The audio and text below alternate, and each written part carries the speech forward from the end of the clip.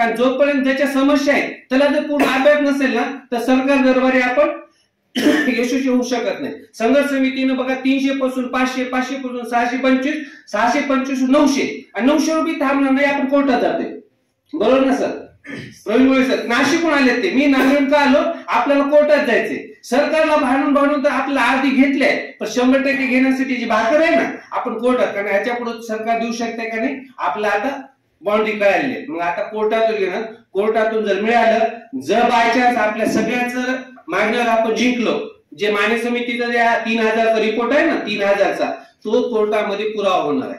ठीक आहे, कोळसराचं मत आहे का तांबेसराचं नाही, इंडिव्हिज्युअली गुगल फॉर्म भरलेला आहे, इव्हिडन्स दिलेला आहे. आणि आमच्याकडे माहित आहे का, मटन कापणारा, माशी विकणारा, भाजीपाला विकणारा, कटिंग करणारा, चहा विकणारा, असे जवळपास 900 रेकॉर्ड आहे.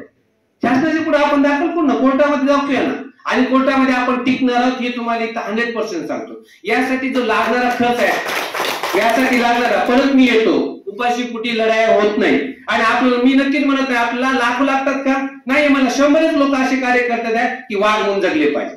मी डॉक्टर बाबासाहेबांची जी काही भूमी आहे चळवळीची, या ठिकाणी मी सगळ्या जबाबदारीची जाणीव ठेवून बोलतो.